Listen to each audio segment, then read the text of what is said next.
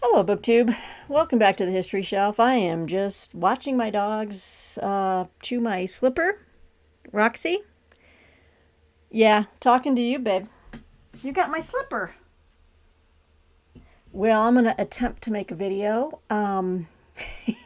This is kind of just a chatty hangout video. I picked up some used books recently, very recently, and I wanted to share them with you. Some of them are kind of beat up, but some are not. I had some ideas from watching Johnny Keane's channel, and I bought like 4 books from the same author. Because after seeing one book on his channel, I realized this guy's got some other books that look really fantastic that I'd be interested in. So, yeah, I picked up 4 by one author and 2 by another. Let's start off with books I've shown on this channel before. I think I'm starting to collect the entire series of books that Colleen McCullough has written in the historical fiction vein of ancient Rome. And I've shown some of the others that I picked up. And I'm starting to get them now. I kind of want to have them all. And I forget which number this is in the series. This might be number 4. But I'm trying to get the original hardcovers because they're just so big and bodacious, and I just love a big oversized hardcover. And this one's got mylar covering, but this is the Grass Crown. I can speak, by Colleen McCullough. I have the ones I've gotten so far. Now this is an old library book. It's still got some of the stickers. I'll try to maybe take those off. But it's in really good condition for a used, from a library discard. Let's see. Which number is this in the series? Got The First Man in Rome. Oh, this might actually be the second book. The Grass Crown. I don't know, but it's all about Caesar. Let me read this real quick. It is the second book. Yay! From the best-selling author of The First Man in Rome comes the second book in the continuing saga of the downfall of one of civilization's earliest attempts at democracy, the Republic of Rome. McCullough's The First Man in Rome, and that was the first book, was a stunning literary achievement, one now surpassed with the publication of The Grass Crown, which sweeps the reader once again into a world of conflict, political intrigue, violence, implacable enmity, and enduring love. The career of Gaius Marius, victorious general and 6-time consul of Rome, is in decline, but the aging Marius seeks an unprecedented and prophesied 7th consulship, setting him at odds with the brilliant, tormented Lucius Cornelius Sulla, once Marius's valued right-hand man, and now his most dangerous rival. Against a backdrop of civil war, massacre, and conspiracy, these 2 men vie for political dominance and must also contend with forces that threaten Rome's very survival: rebellion in the neighboring Italian states and the machinations of a barbaric Eastern conqueror. Oh, I love it. Yeah. Colleen McCullough, man.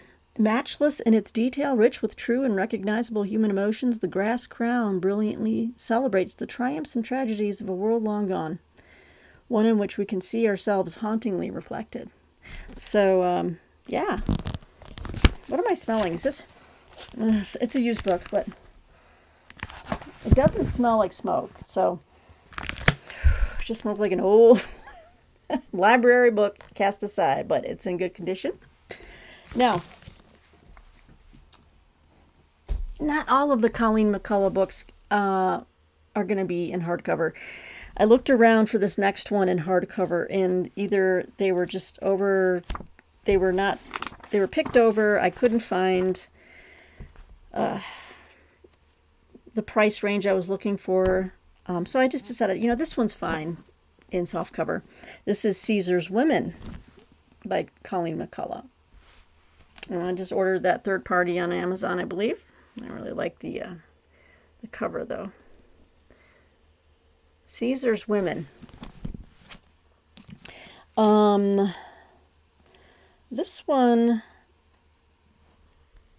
this one comes after book 3, which I still have to get yet. But then I have a lot of the later ones. So yeah, I'm trying to get them in order. So the next one I need to get, the third is Fortune's Favorites, and I am trying to find a good used hardcover of that first edition. So this is the next one. I don't have a blurb on this to read you, but what I love about these books is all the line art just scattered throughout the book. It's just so fun. She's got maps, diagrams that, lays out the palaces, the residences. Look at this. Middle of the book, she just has the artwork. What are you guys doing? Okay, they're wrestling. They're ready for dinner. As am I. But yeah, so I picked up 2 more in the First Man in Rome series by Colleen McCullough. I'm hoping to start the first book really soon. I can't pick a date. I'm really what can I say? My book reviewing has really taken off, and I'm reviewing for a lot of different publications. I'm having a lot of fun. It's just I have a lot of assignments, and so I'm hoping at some point to get back to just reading for my own pleasure. Of course, a lot of things I read are in my bailiwick of interest. So I am getting a lot of enjoyment out of the book reviewing that I'm doing. But I do want to start the First Man in Rome series soon. Is that Boomer? He's like, I'm ready for dinner too. There you go. Can someone get my slipper out of the bed? Could you get my slipper out of the bed? Okay. The next 4 books, I've been meaning to another reading project, yet to be determined when I want to start, when I'm able to start, is I want to explore the works, and we're going to switch gears to literature, French literature. Émile Zola. And I've bought the first book in his Rougon Macquart. Is it Macquart? I butcher anything French. The Rougon Macquart series, Macquart. It's like a big, rambling series of books, tentatively related, but you could read them as standalones. But anyway. And then I was like, you know what? I saw this on Johnny King's channel, and I like Johnny. I love big, huge, massive books. The longer, the better. And this is a biography. And I finally found one that I felt like taking a chance on. It's a little beat up on the jacket, but it doesn't smell. No, it does. It's just a little dusty. Woo. But I got it. So, along with reading the series of books, the Rougon Macquart series, I want to tackle this, Zola A Life by Frederick Brown, right? So that's where I got started with this whole thing, with getting the Zola biography. Look at it, it's just so big. That's what she said. No, I watched The Office. What can I say? I love it. So I picked up Zola A Life. Let's see here. So Émile Zola lived from 1840 to 1902. Yeah, here we go. A few writers have been simultaneously political hero, intellectual master, and literary giant, but Émile Zola was. His monumental cycle of 20 novels extended the reach of fiction for all subsequent generations. And that's the cycle of novels I'm talking about. Okay. He gave new meaning to the cause of... Wow. Okay, all 3 dogs are wrestling in the next room. He gave new meaning to the cause of brave progressivism, and his work sparked into life what we think of as the modern intelligentsia. This magisterial biography of a great but strangely private and unknown man is also a superb history of the social, political, and intellectual world through which Zola traveled so unforgettably. Whoa, I'm hitting things now. So yeah, I really wanted to get my hands on a copy of this book. Like I said, a little bit beat up, but not too bad. There's a weird little, yeah, I live with it. That's all I can say. So yeah, I was happy to pick that up. So then, like I said, I saw that. And then I saw another book that Johnny showed, and I didn't realize it was off the same. I was like, oh, this guy has written a biography on another French writer, right? Yes. And another novel that I mean to read. Another reading project, but not a 20 volume cycle, but just one. I really want to get around to Madame Bovary. Okay? I do want to read more classics, is what I'm saying. And that is Gustave Flaubert. And so then I saw that Frederick Brown had also written a biography of Flaubert, or as I like to say, Flaubert. So I looked online and I found a really nice used copy of Flaubert by Frederick Brown. Sorry. I'm not sure if you heard that yipe. Guys, leave him alone. You get the real life the real life drama. I'm not editing that out either. It's just so we have Flaubert. This is getting blasted out here. I'm not sure why. So Gustave Flaubert, whose Madame Bovary outraged the right-thinking bourgeoisie when it was first published in 1856, is brought to life here in all his singularity and brilliance. Frederick Brown's insightful portrayal is of an artist fraught with contradictions, his wit and bravado merging into vulnerability. I can't say that. A sedentary man by nature, Flaubert undertook epic voyages through Egypt and the Middle East. But he could be flamboyantly uncouth, but was fanatically devoted to beautifully cadenced prose. Okay. While energized by his camaraderie with male friends, who included Turgenev, the Goncourt brothers, Zola, and Maupassant, he depended for emotional nurture upon maternal women, notably George Sand.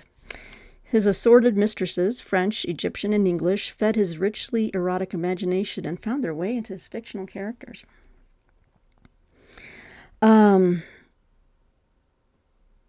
It says, about Flaubert's life, inner world, times, and legacy, Frederick Brown's magisterial biography is a revelation. I kind of jumped ahead a little bit in that. But yeah, I figured there were tie-ins here. I figured Zola and Flaubert and Maupassant, I figured they were all, quite aware of each other and if friends, if not, just contemporaries. So yeah, I picked this one up. There we go. So you get the color. It was getting kind of washed out. Maybe my red shirt is kind of not helping. So then, yeah, Frederick Brown, he writes a lot of history, French history, biography. And so I decided to pick up the other book that looked really good by him. I kind of went down a Frederick Brown rabbit hole there. I picked up Third Party in very good condition, deckled edged. Smells fine. For the Soul of France, Culture Wars in the Age of Dreyfus. It's a thinner volume. Oh, and I haven't been telling you what years these books came out, but everyone's fine. Don't worry.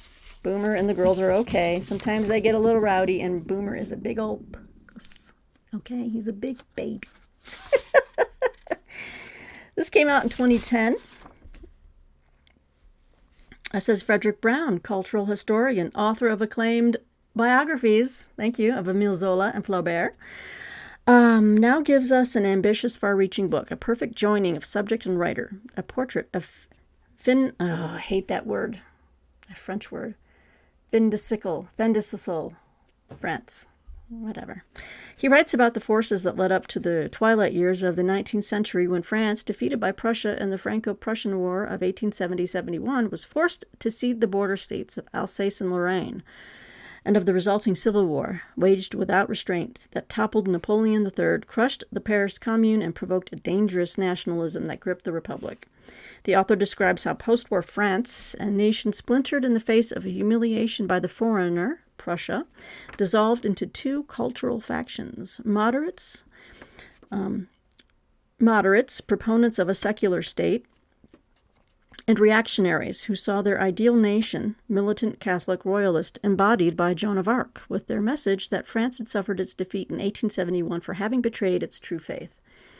A bitter debate took hold of the heart and soul of the country, framed by the vision of science and technological advancement versus supernatural intervention. Brown shows us how Paris's most iconic monuments that rose up during those years bear witness to the passionate, decades-long quarrel. At one end of Paris was Gustave Eiffel's tower, built in iron and more than 1,000 feet tall, the beacon of a forward-looking nation. At Paris's other end, at the highest point in the city, the Basilica of the Sacre-Cœur, atonement for the country's sins and moral laxity whose punishment was France's defeat in the war. Brown makes clear that the Dreyfus Affair, the cannonade of the 1890s, can only be understood in light of these converging forces. The affair shaped the character of public debate and informed private life. At stake was the fate of a republic born during the Franco-Prussian War and reared against bitter opposition. Wow, there's a lot more in here that it goes on to say, but let me conclude by saying the author writes how the roiling conflicts that began 30 years before Dreyfus did not end with his exoneration in 1900. Instead, they became the festering point that led to France's surrender to Hitler's armies in 1940, when the Third Republic fell and the Vichy government replaced it, with Marshal Pétain heralded as the latest incarnation of Joan of Arc, France's savior. So yeah, the next Frederick Brown book that I picked up for the Soul of France. And then I had seen this book cover before on some of my book browsing and shopping. Pardon me. A little sparkling water. Now, it arrived in the shrink wrap, so I haven't unwrapped it yet, just because I haven't, I just got it. But I will take this off once I, well, actually, I need to take it off so I can read you the dust jacket cover. But, so then I saw that he wrote this book, and I'm like, you know what, all in. We're just going to go all in on Frederick Brown's books and pick up all the copies of everything he's written, apparently. And so I picked up The Embrace of Unreason, France, 1914 to 1940. But yeah, let me take off this, the shrink wrap here. All right. Very nice used copy. Very nice indeed. Nice and clean. No problems. It's not beat up. There's some picture on the back. But yeah, I'm kind of excited to go down this Frederick Brown hole here and read about all these French writers, even though I can't pronounce anything in French. But Zola, Flaubert, read about the culture wars. Oh, this is a very nice decollaged book, I have to say. I must say. All right. Here we go. What do we got here? This is a brilliant reconsideration of the events in the political, social, and religious movements that led to France's embrace of fascism and anti-Semitism. Frederick Brown explores the tumultuous forces unleashed in the country by the Dreyfus Affair and its aftermath, and examines how the clashing ideologies, the swarm of isms, and their blood-soaked political scandals and artistic movements following the horrors of World War I resulted in the country's era of militant authoritarianism, rioting, violent racism, and nationalistic fervor. We see how these forces overtook the country's sense of reason, sealing the fate of an entire nation, and led to the fall of France and the rise of the Vichy government. Okay, so this is actually the follow-up book to this. So this is the order in which I will read these. It says, The Embrace of Unreason picks up where Brown's previous book, For the Soul of France, left off to tell the story of France in the decades leading up to World War II. We see through the lives of three writers, Maurice Barrès, Charles Maurras, and Pierre Pierre de la Rochelle, How the French Intelligentsia Turned Away from the Humanistic Traditions and Rationalistic Ideals Born Out of the Enlightenment in Favor of Submission to Authority that Stressed Patriotism, Militarism, and Xenophobia. How French extremists, traumatized by the horrors of the battlefront and exalted by the glories of wartime martyrdom, tried to redeem France's collective identity as Hitler's shadow lengthened over Europe. Okay, then it goes on into some more detail here.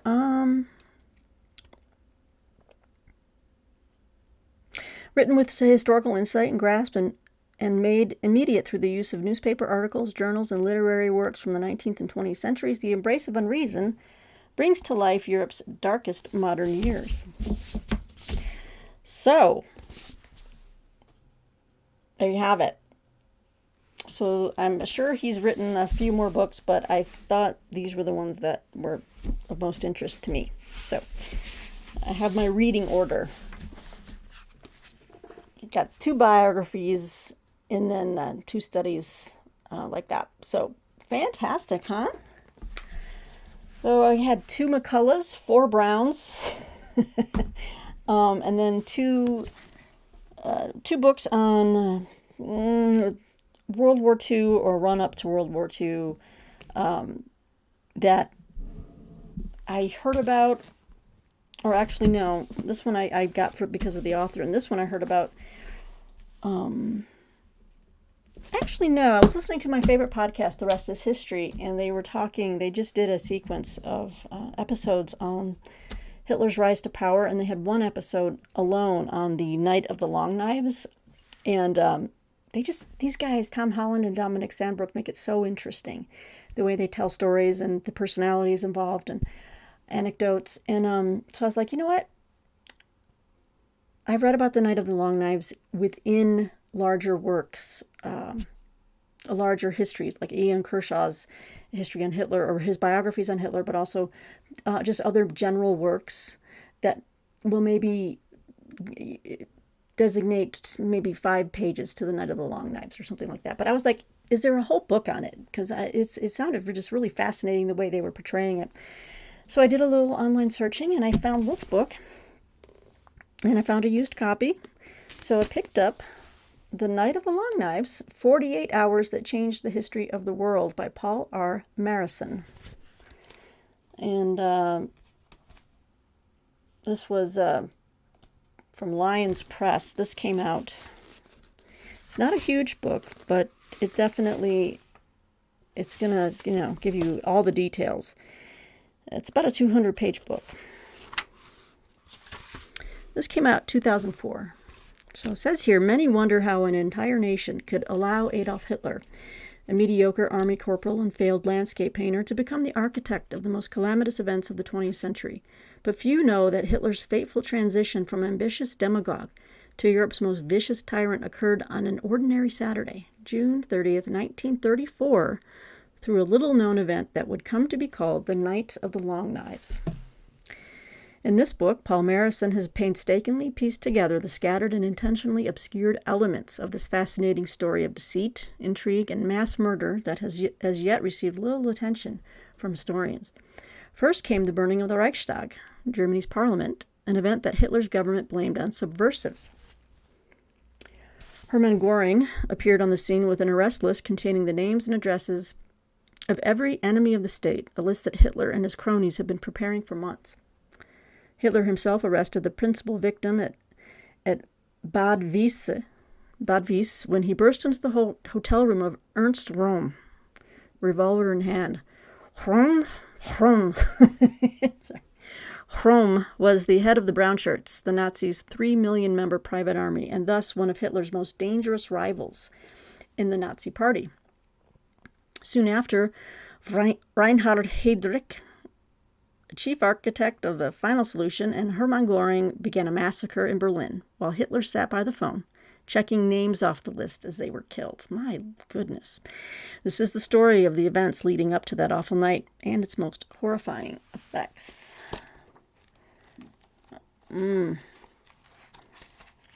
Yeah, I highly recommend you look up the Rest is History podcast and listen to that whole, I think it's a 4-part series.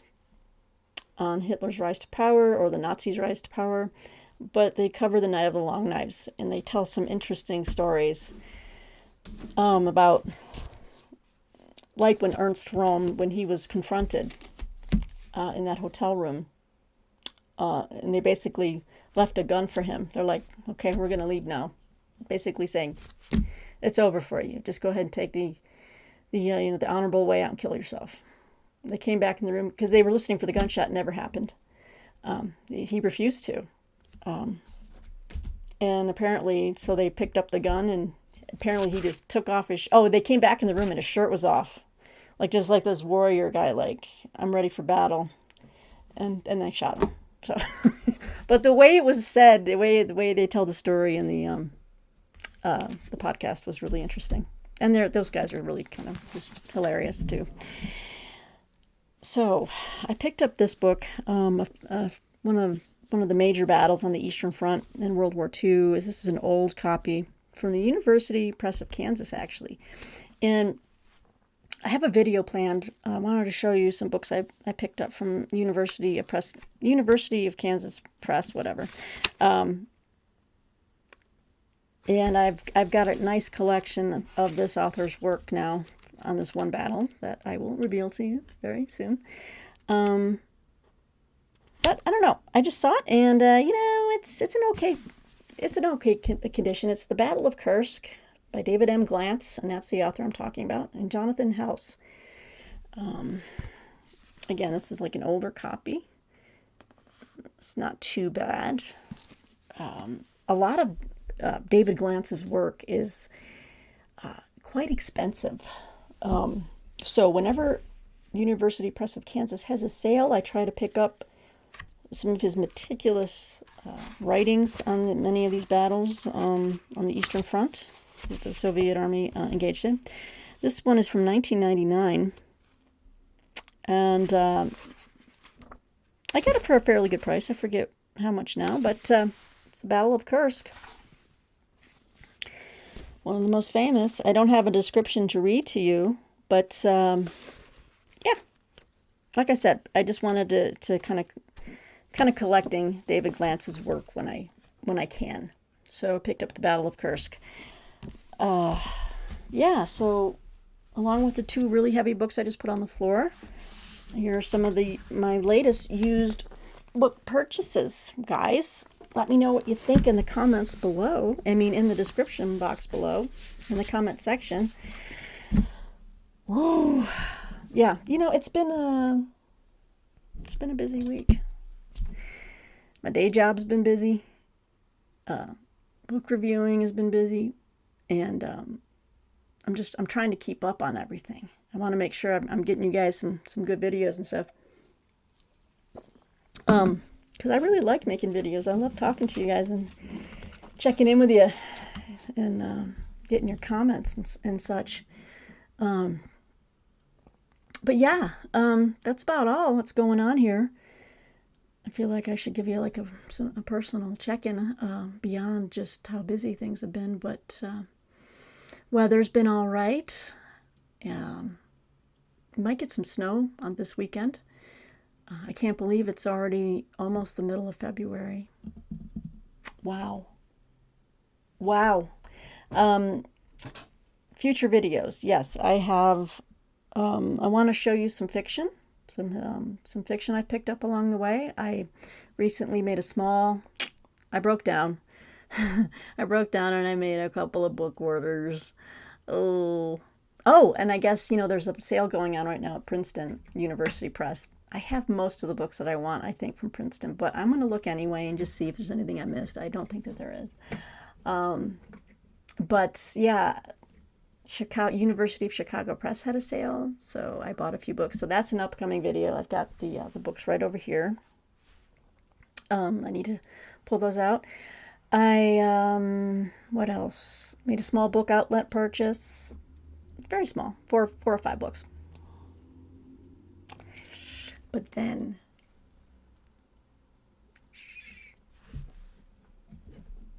hey, I've been working hard. And I just wanted to treat myself. I made a Hamilton book order, but it's not really bad. It's not bad. It's not bad at all. Yeah, so I've got some videos coming your way, guys. Oh, goodness gracious. Anyway, it's nice talking with you guys. I'll let you go if you're still around. Um, I don't know why the background goes. Oh, I don't know if I gotta reset the camera. Anyway, it's time to feed the dogs. It's time to feed me. And until next time, guys, hit that like button, hit that subscribe. Come on back. All right. Take care, everybody. We'll see you soon.